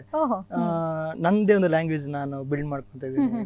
ಅದೇ ಲೈನ್ಸ್ ವರ್ಕ್ ಆಗಿರ್ಬೋದು, ಕಲರ್ಸ್. ಆ ಕಲರ್ ನೋಡಿದ ತಕ್ಷಣ ಇದು ನಂದು ವರ್ಕ್ ಅಂತ ಗೊತ್ತಾಗತ್ತೆ ಆಲ್ಮೋಸ್ಟ್ ಎಲ್ಲ ಜನಕ್ಕೆ. ನಾನು ಬೇಸಿಕ್ ಇಂದ ತಗೊಂಡೆ, ಸ್ಕೆಲಿಟನ್ ಇಂದ ತಗೊಂಡೆ, ಅನಾಟಮಿ ಮಾಡಿದೆ, ಅಲ್ಲಿಂದ ಫಿಗರ್, ಹ್ಯೂಮನ್ ಫಿಗರ್, ಅಲ್ಲಿಂದ ಮಾಡ್ಕೊಂಡು ಬಂದು ಎಲ್ಲಿ ತನಕ ಹೋಗುತ್ತೆ ಅನ್ನುವಂಥದ್ದು ದೃಷ್ಟಿ. ಸ್ಕಲ್ಪ್ಚರ್ ಇದೆಯಲ್ಲ, ಇಂಡಿಯನ್ ಸ್ಕಲ್ಪ್ಚರ್ ಅಲ್ಲಿ ಯಾವ ತರ ಕೆತ್ತನೆ ಮಾಡಿದ್ದಾರೆ ಸೇಮ್ ಅದನ್ನ ನಾನು ಸ್ಟಾರ್ಟ್ ಮಾಡಿದೆ. ಅದನ್ನ ಮಾಡಿ ಅದನ್ನ ಕೆತ್ತನೆ ಮಾಡ್ಬೇಕಾದ್ರೆ ಒಬ್ಬ ಆರ್ಟಿಸ್ಟ್ಗೆ, ಕೆತ್ತನೆ ಶಿಲ್ಪಿಗೆ ಯಾವ ರೀತಿ ಕಲ್ಪನೆ ಇರ್ಬೋದು ಅಥವಾ ಅವನಿಗೆ ಯಾವ ರೀತಿ ಮಾಡೆಲ್ ಎಲ್ಲ ಬಂದಿರ್ಬೋದು ಅದನ್ನ ನಾನು ಕಲ್ಪನೆ ಮಾಡಿ ನಾನು ಪೇಂಟಿಂಗ್ ಮಾಡೋದು ಸ್ಟಾರ್ಟ್ ಮಾಡಿದೆ. ಸೊ ಇಲ್ಲಿಂದ ಒಂದು ಲ್ಯಾಂಗ್ವೇಜ್ ಸ್ಟಾರ್ಟ್ ಆಯ್ತು. ಮತ್ತೆ ಅದನ್ನ ಹಿಡ್ಕೊಂಡು ಒಂದು ಅವೇರ್ನೆಸ್ ಸ್ಟಾರ್ಟ್ ಮಾಡುವಂಥದ್ದು. ಈಗ ಫಿಮೇಲ್ ಕ್ಯಾರೆಕ್ಟರ್ ಇದ್ದಾಗ, ಈಗ ಫಿಮೇಲ್ ಒಂದು ಎಕ್ಸಾಂಪಲ್ ನಾನು ರೀಸೆಂಟ್ ಒಂದು ಪೇಂಟಿಂಗ್ ಮಾಡಿದೆ, ಹರ್ ಫೀಲಿಂಗ್ಸ್ ಅಂತ. ಅದರಲ್ಲಿ ಅವಳ ಪೀರಿಯಡ್ಸ್ ಪೇನ್ ಏನಿರ್ಬೋದು ಅಥವಾ ಅವಳ ಸ್ಟ್ರಗಲ್ಸ್ ಏನಿದೆ ಅದನ್ನೆಲ್ಲ ಅದ್ ಮಾಡಿದೆ. ಮತ್ತೆ ಥ್ರೆಡ್ ಅಲ್ಲಿ ಯೂಸ್ ಮಾಡ್ಕೊಂಡೆ. ಆಕ್ಚುಲಿ ಅವರು ಸಾಧನೆ ಮಾಡ್ಬೇಕಂದಾಗ ತುಂಬಾನೇ ಸ್ಟ್ರಗಲ್ ಇದೆ. ಈ ಪೇಂಟಿಂಗ್ ನಂಗೆ ಇನ್ಸ್ಪಿರೇಷನ್ ಆಗಿದ್ದು ನನ್ನ ಮಿಸಸ್. ನಾನು ಅವಳನ್ನ ನೋಡ್ತಿದ್ದಾಗ ಅವಳಿಗೆ ಒಂದು ಡ್ರೀಮ್ ಇದೆ. ಆ ಡ್ರೀಮಿಗೆ ಏನೆಲ್ಲ ಅಡ್ಡ ಇದೆ, ಅವಳ ಪೇನ್ ಇದೆ, ಅವಳ ಪೇನ್ ಅನ್ನು ನಾನು ಅನುಭವಿಸಕ್ ಆಗೋದಿಲ್ಲ, ಬಟ್ ಅರ್ಥ ಮಾಡ್ಕೊಬಹುದು. ಅದನ್ನ ಪೇಂಟಿಂಗ್ ರೀತಿಲಿ ಯಾವ ತಂದು ಸಮಾಜಕ್ಕೆ ಯಾವ ರೀತಿ ಕೊಡಬಹುದು ಅಂತ ಆತರ ಒಂದು ಐಡಿಯಾ ಮಾಡಿದೆ. ಸೊ ಇದೇ ರೀತಿ ಒಂದೊಂದು ಪೇಂಟಿಂಗ್ಸ್ ಮಾಡ್ಕೊಂಡು ಬರ್ತಾ ಇದ್ದೀನಿ. ಅಂದ್ರೆ ನಿಮ್ಮ ಒಂದು ಪೇಂಟಿಂಗ್ಸ್ ಅಲ್ಲಿ ಸಮಾಜಕ್ಕೆ ಜಾಗೃತಿಯನ್ನ ಕೊಡುವಂತಹ ಕೆಲಸವನ್ನ ಕೂಡ ಮಾಡ್ತಾ ಇದ್ದೀರಾ ನೀವು. ಅದಕ್ಕೆ ನಾನು ಅವಾಗ್ಲೇ ಹೇಳಿದೆ, ಕಲಾವಿದ ನೋಡುವ ಕಣ್ಣು ಇದೆ ಅಲ್ಲ, ಅದು ಎಲ್ರಿಗೂ ಇರುವುದಿಲ್ಲ. ಯಾಕಂದ್ರೆ ಅವರ ಒಂದು ತಲೆಯಲ್ಲಿ ಓಡ್ತಾ ಇರುವಂತಹ ಒಂದು ಶಕ್ತಿಯೇ ಬೇರೆ ಆಗಿರ್ತದೆ ಅಂತ. ನೀವು ಈಗ ಹೇಳಿದ್ರಲ್ಲ, ನಾವು ನೋಡೋದಕ್ಕೆ ಡಿಫ್ರೆನ್ಸ್ ಇದೆ ಅಂತ. ಒಂದು ದೇವಸ್ಥಾನದಲ್ಲಿ ಈ ಕಾಮಸೂತ್ರ ರಿಲೇಟೆಡ್ ಒಂದು ಸ್ಕಲ್ಪ್ಚರ್ ನಾನು ನೋಡಿದೆ. ಅದನ್ನ ನೋಡ್ಬೇಕಾದ್ರೆ ನಾವು ಒಳ್ಳೆ ರೀತಿಯಲ್ಲಿ ನೋಡ್ತೇವೆ. ಅದು ನಮಗೆ ಆರಾಧನೆ. ಅದೊಂದು ಇಂಡಿಯನ್ ಏನು ಮಾಹಿತಿ ಅದು. ಹೌದೌದು. ಆದ್ರೆ ಇತ್ತೀಚೆಗೆ ಅದನ್ನ ನೋಡ್ಬೇಕಾದ್ರೆ ಬೇರೆ ರೀತಿ ಆಗಿದೆ. ಕಪ್ಪು ಕಲ್ಲಿನಲ್ಲಿ ಕಪ್ಪು ಬಣ್ಣ ಏನು ಕಾಣೋದಿಲ್ಲ, ಬಟ್ ಇಲ್ಲಿ ಬಣ್ಣದ ಸೇಮ್ ಶಿಲ್ಪದ ಚಿತ್ರ ಬಣ್ಣ ಚೇಂಜ್ ಆದಾಗ ಅದು ಜನರಿಗೆ ಕಾಮದ ರೀತಿ ಕಾಣ್ತದೆ. ಸೊ ಇದು ಆ ರೀತಿ ಅಲ್ಲ ಅಂತ. ಒಂದು ವೇಳೆ ಜನರು ಇದನ್ನ ನಾರ್ಮಲೈಸ್ ಆಗಿ ನೋಡಿದಾಗ ನಾಳೆ ಪಬ್ಲಿಕ್ ಅಲ್ಲಿ ಈ ರೇಪ್ ಕೇಸ್ ಆಗಿರ್ಬೋದು, ಮರ್ಡರ್ ಕೇಸ್ ಆಗಿರ್ಬೋದು, ಅಂತ ವ್ಯಕ್ತಿಗಳ ಮನಸ್ಥಿತಿ ಕಮ್ಮಿ ಆಗುತ್ತೆ. ಯಾವಾಗ ಇಂಥ ವಿಚಾರಗಳನ್ನ ನಾರ್ಮಲೈಸ್ ಆಗ್ತಾರೆ ಜನ, ಅವಾಗ ಮನಸ್ಥಿತಿ ಸರಿಯಾಗತ್ತೆ. ಅದು ನನ್ನ ಅಭಿಪ್ರಾಯ. ಅದಕ್ಕೋಸ್ಕರ ನನ್ನ ಕಡೆಯಿಂದ ಏನಾಗಬೇಕು ಪ್ರಯತ್ನ ನಾನು ಮಾಡ್ತಾನೆ ಇದ್ದೇನೆ. ತುಂಬಾ ಜನ ಬೈತಾರೆ, ತುಂಬಾ ನೆಗೆಟಿವ್ ಇದೆ, ಬಟ್ ಅದನ್ನು ಯಾವ್ದು ಗಮನ ಕೊಡಲ್ಲ. ಯಾಕಂದ್ರೆ ನಮ್ಮ ಹಿರಿಯರು ಏನು ಹಾಕಿ ಕೊಟ್ಟಿದ್ದಾರೆ ಅದು ಅತ್ಯುನ್ನತ ಲೆವೆಲ್ ಇದೆ, ಅದನ್ನ ಉಳಿಸ್ಕೊಬೇಕು. ಸೊ ಅದರ ಪರವಾಗಿ ನಾನು ಹಿಂದಿನ ಕಲ್ಚರ್ಗೆ ಹೋಗ್ತಾ ಇದ್ದೇನೆ ಅಂತ ಹೇಳ್ಬೋದು. ಕೆಲವಷ್ಟು ವಿಷಯಗಳನ್ನ ನಾವು ಸಕಾರಾತ್ಮಕವಾಗಿ ಮಾತ್ರ ತೆಗೆದುಕೊಳ್ಬೇಕಾಗ್ತದೆ. ಯಾಕಂದ್ರೆ ನಾವು ಒಂದು ಉನ್ನತ ಮಟ್ಟಕ್ಕೆ ಹೋದಾಗ ನಮ್ಮನ್ನ ಬೈದ ಆ ಬಾಯಿಗಳೇ ನಮ್ಮನ್ನ ಹರಸ್ಲಿಕ್ಕೆ ಶುರು ಮಾಡ್ತದೆ. ಸೊ ಅಂತಹ ಬ್ಲೆಸಿಂಗ್ಸ್ ಕೂಡ ನಮ್ಗೆ ಬೇಕಾಗ್ತದೆ ಮುಂದೆ. ಸೊ ಒಳ್ಳೆಯ ಡಿಸಿಷನ್ ಅನ್ನ ನೀವು ಆ ಒಂದು ವಿಷಯದಲ್ಲಿ ತಗೊಂಡಿದ್ದೀರಾ. ಹಾಗೆ ನೀವು ಕಲಿಸುವ ಒಂದು ಹುಮ್ಮಸ್ಸನ್ನ ಕೂಡ ಇಟ್ಕೊಂಡಿದ್ದೀರಾ. ಅದು ಕೂಡ ನೆರವೇರ್ಲಿ ಅಂತ ಹೇಳಿ ಆಶಿಸ್ತೇವೆ. ಹಾಗೆ ಅಭಿಷೇಕ್ ತೀರ್ಥಹಳ್ಳಿ ಅವರು ಈ ಒಂದು ಪೇಂಟಿಂಗ್ ನ ಬಗ್ಗೆ ಹೇಳುದಾದ್ರೆ, ಸೊ ಏನು ನಮ್ಮ ಜನರಿಗೆ ಒಂದು ಮೆಸೇಜ್ ಅನ್ನ ಕೊಡ್ಲಿಕ್ಕೆ ಬಯಸ್ತೀರಾ? ನಾನು ಪೇಂಟಿಂಗ್ ಸ್ಟಾರ್ಟ್ ಮಾಡ್ಬೇಕಾದ್ರೆ ಏನ್ ಮಾಡ್ತೀಯ ಪೇಂಟಿಂಗ್ ಮಾಡಿ ಅಂತೆಲ್ಲ ಹೇಳಿದ್ರು. ಸ್ಕೋಪ್ ಇದೆಯಾ ಪೇಂಟಿಂಗ್ ಮಾಡೋದಕ್ಕೆ ಅಂತ. ತುಂಬಾ ಜನರ ಮನೆಯಲ್ಲಿ ಡೌಟ್ ಇದೆ ಪೇಂಟಿಂಗ್ ಅಲ್ಲಿ ಏನು ಮಾಡೋದಕ್ಕೆ ಆಗಲ್ಲ ಅಂತ. ಬಟ್ ಎಲ್ಲಾ ಫೀಲ್ಡ್ ಅಲ್ಲೂ ಮುಖ್ಯವಾಗಿ ಬೇಕಾಗಿರೋದೇ ಆರ್ಟಿಸ್ಟ್. ಇವಾಗ ಆರ್ಟಿಸ್ಟ್ಗಳ ಕೊರತೆ ಇದೆ ಅಂತ ಹೇಳ್ತಾರೆ. ಯಾವುದೇ ಫೀಲ್ಡ್ ಹೋಗಿ, ಇಂಜಿನಿಯರಿಂಗ್ ಹೋದ್ರೆ ಅವನಿಗೆ ಲೇಔಟ್ ಮಾಡೋದಕ್ಕೆ ಐಡಿಯಾಸ್ ಬೇಕಾಗಿರ್ಬೇಕು, ಮತ್ತೆ ಬಿಲ್ಡಿಂಗ್ ಕಟ್ಟಬೇಕಾದ್ರೆ ಅವನಿಗೂ ಕೂಡ ಒಂದು ಸ್ವಲ್ಪ ಬೇಕಾಗಿರುತ್ತೆ, ಆರ್ಕಿಟೆಕ್ಚರ್ ಅವರಿಗೂ ಕೂಡ ಬೇಕಾಗಿರುತ್ತೆ. ಪ್ರತಿಯೊಂದು ಫೀಲ್ಡ್ ಅಲ್ಲೂ ಆರ್ಟ್ ಇದ್ದೇ ಇರುತ್ತೆ. ಈಗ ಮೂವಿ ಫೀಲ್ಡ್ ಅಲ್ಲಿ, ಮೂವಿ ಇಂಡಸ್ಟ್ರಿಯಲ್ಲಿ ನೀವಾಗ ಸ್ಟೋರಿ ಬೋರ್ಡ್ ಅಂತ ಹೇಳಿದ್ರಲ್ಲ, ಸ್ಟೋರಿ ಬೋರ್ಡ್ ಅಂದ್ರೆ ಏನಂತ ಹೇಳಿದ್ರೆ ಒಂದು ಮೂವಿ ಆಗ್ಬೇಕು ಮೊದಲು ನಾವು ಅದನ್ನ ಇಡೀ ಮೂವಿನ ಸ್ಕೆಚ್ ಮಾಡಿರ್ತೇವೆ. ನಾವು ಸ್ಕೆಚ್ ಮಾಡಿದ ನೋಡಿ ಅವರು ಐಡಿಯಾ ಬರುತ್ತೆ, ಈ ರೀತಿ ಸೀನ್ಸ್ ಮಾಡಬಹುದು, ಆಂಗಲ್ಸ್ ಈ ರೀತಿ, ಕ್ಯಾಮರಾ ಇಲ್ಲೇ ಇಡಬೇಕು, ಈ ತರ ತಗೊಬೇಕು, ಹಾಫ್ ಪರ್ಸನ್ ತಗೊಬೇಕು, ಅದನ್ನ ಫುಲ್ ಡ್ರಾ ಮಾಡಿರ್ತೇವೆ. ಇದಕ್ಕೆ ಸ್ಟೋರಿ ಬೋರ್ಡ್ ಅಂತ ಹೇಳ್ತಾರೆ. ಸೊ ನಿಜವಾಗಿ ಕೆಲಸ ನಾವು ಮಾಡಿ ಕೊಡ್ತೇವೆ. ಅವ್ರು ನೋಡಿದ ತಕ್ಷಣ ಅಂದಾಜಾಗತ್ತೆ. ಅವ್ರು ಥಿಯೇಟರ್ ಅಲ್ಲಿ ನೋಡೋಕೆ ಮೊದಲು ನಮ್ಮ ಡ್ರಾಯಿಂಗ್ ನೋಡ್ಕೊಂಡು ಇಡೀ ಮೂವಿ ನೋಡ್ಬಿಡ್ತಾರೆ. ಈವನ್ ಪ್ರೊಡ್ಯೂಸರ್ ಕೂಡ ಎಲ್ಲರೂ ಅದನ್ನ ನೋಡಿದ್ಮೇಲೆ ಪ್ರೊಡ್ಯೂಸರ್ ಹಣ ಹಾಕೋದು, ಅಲ್ಲಿ ಕೂಡ ಬೇಕಾಗತ್ತೆ. ಪ್ರತಿಯೊಂದು ಫೀಲ್ಡ್ ಅಲ್ಲಿ ಆರ್ಟ್ ಇದೆ, ಬಟ್ ತುಂಬಾ ಹೈಲೈಟ್ ಆಗಲ್ಲ ಅಷ್ಟೇ. ಬಟ್ ಹೈಲೈಟ್ ಆಗಲ್ಲ ಅಂತ ಹೇಳಿದ ತಕ್ಷಣ ಸ್ಕೋಪ್ ಇಲ್ಲ ಅಂತಲ್ಲ. ನಾನು ತುಂಬ ಪೇರೆಂಟ್ಸ್ ಗಳಿಗೆಲ್ಲ ಹೇಳುದು, ಕಲೆ ಇದ್ದವನ್ನೇ ಎಂತ ಹೇಳ್ತಾರೆ, ಕಲೆಯಲ್ಲಿ ಅಭಿರುಚಿ ಇಲ್ಲದವನು ಪಶುವಿಗೆ ಸಮಾನ ಅಂತ ಹೇಳ್ತಾರಲ್ಲ, ಆ ರೀತಿ ಅಂತೆಲ್ಲ ಆಗತ್ತೆ. ಸೊ ಸ್ಟಡಿ ಮಾಡ್ಲಿ ಅಂತ. ಮತ್ತೆ ಯಾವ್ದಕ್ಕೂ ಮಾಡಬಾರ್ದು ಅಥವಾ ಆಸಕ್ತಿಗೆ ತಡೆ ಹಿಡಿಬಾರ್ದು ಅಂತ ನಂಗೆ ತುಂಬಾ ಆಗಿದೆ. ನನ್ನ ಚಿಕ್ಕ ವಯಸ್ಸಲ್ಲಿ ಅದು ಮಾಡಬಾರ್ದು, ಇದು ಮಾಡಬಾರ್ದು, ಆಟ ಆಡಬಾರ್ದು, ಅದೆಲ್ಲ ತುಂಬಾ ಇತ್ತು. ಬಟ್ ನಾನು ಈಗ ನನ್ನ ಫ್ಯೂಚರ್ ಮಕ್ಕಳಿಗೆ ಏನು ಹೇಳ್ಕೊಡ್ಬಲ್ಲೆ, ಈ ರೀತಿ ಹೋಗ್ಬೋದು ಅಂತ. ಸೊ ಅದಕ್ಕೆ ಹೇಳೋದು, ಪೇರೆಂಟ್ಸ್ ಗಳಿಗೆ ಯಾವತ್ತು ಮಕ್ಕಳಿಗೆ ಆಸಕ್ತಿ ಇದ್ದಾಗ ಅದಕ್ಕೆ ಆದಷ್ಟು ಸ್ಟಡೀಸ್ ಮಾಡಿಸಿ. ಮತ್ತೆ ಎಜುಕೇಶನ್ ಎಷ್ಟಾಗುತ್ತೋ ಅಷ್ಟು ಎಜುಕೇಶನ್ ಮಾಡಿದಾಗ ಮಾತ್ರ ಸಮಾಜ ಮೇಲ್ ಬರೋದಕ್ಕೆ ಸಾಧ್ಯ. ಇಲ್ಲಾಂದ್ರೆ ತುಂಬಾ ಕರಪ್ಟೆಡ್. ಸೊ ಆಸಕ್ತಿ ಇರುವಲ್ಲಿ ನಾವು ಆಸಕ್ತಿಯನ್ನ ಬೆಳೆಸ್ಕೊಂಡಾದ್ರೂ ಅದನ್ನ ನಮ್ಮ ಸಮಾಜಕ್ಕೆ ಕೊಡ್ಬೇಕು. ಸೊ ಅವಾಗ ಮಾತ್ರ ಸಮಾಜದ ಉದ್ಧಾರದ ಕೆಲಸ ಸಾಧ್ಯ ಆಗ್ತದೆ ಅಂತ ಹೇಳುವಂತದ್ದು ನಿಮ್ಮ ಅಭಿರುಚಿ, ಹಾಗೆ ನಿಮ್ಮ ಆಸಕ್ತಿ ಕೂಡ. ಇದನ್ನ ನಾವು ಸಮಾಜಕ್ಕೆ ವಾಪಸ್ ಕೊಡ್ಬೇಕು, ಅದು ಕೊಡುಗೆಯಾಗಿ ಕೊಡ್ಬೇಕು ಅಂತ ಹೇಳುದು ಆಸಕ್ತಿ. ಓಕೆ, ನಿಮ್ಮ ಬಹಳಷ್ಟು ಕನಸುಗಳಿವೆ, ಎಲ್ಲಾ ಕನಸುಗಳು ನೆರವೇರ್ಲಿ ಅಂತ ಹೇಳಿ ನಾವು ಈ ಕಾರ್ಯಕ್ರಮದ ಮೂಲಕ ನಿಮ್ಗೆ ಶುಭ ಹಾರೈಸ್ತೇವೆ. ಅಭಿಷೇಕ್ ಅವರೇ, ನೀವು ನಮ್ಮ ಇಂದಿನ ಕಾರ್ಯಕ್ರಮದಲ್ಲಿ ಭಾಗವಹಿಸಿ ನಿಮ್ಮ ಎಲ್ಲ ಒಂದು ಖುಷಿಯನ್ನ, ಕಷ್ಟದ ವಿಚಾರಗಳನ್ನ ಕೂಡ ಮತ್ತು ನಿಮ್ಮ ಆಸಕ್ತಿಯನ್ನ, ಮುಂದಿನ ಯೋಜನೆಗಳನ್ನ ನಮ್ಮೊಂದಿಗೆ ಹಂಚಿಕೊಂಡದಕ್ಕಾಗಿ ನಿಮ್ಗೆ ಅನಂತ ಧನ್ಯವಾದ. ನೋಡಿದ್ರಲ್ಲ ವೀಕ್ಷಕರೇ, ನಮ್ಮ ಇಂದಿನ ಕ್ಲಾಸಿಕ್ ಟೈಮ್ ಕಾರ್ಯಕ್ರಮದಲ್ಲಿ ಅದ್ಭುತ ಕಲಾವಿದರಾಗಿರುವಂತಹ ಅಭಿಷೇಕ್ ತೀರ್ಥಹಳ್ಳಿ ಅವರು ನಮ್ಮೊಂದಿಗೆ ಇದ್ರು. ಅವರ ಒಂದು ಅನುಭವವನ್ನ ಅವರು ಹಂಚಿಕೊಂಡ್ರು. ಹೀಗೆ ಮತ್ತಷ್ಟು ಕಲಾವಿದರೊಂದಿಗೆ ಮತ್ತೆ ಮುಂದಿನ ಸಂಚಿಕೆಯಲ್ಲಿ ನಿಮ್ಮ ಮುಂದೆ ಭೇಟಿಯಾಗಲಿಕ್ಕಿದ್ದೇನೆ. ಅಲ್ಲಿವರೆಗೂ ನಮಸ್ಕಾರ.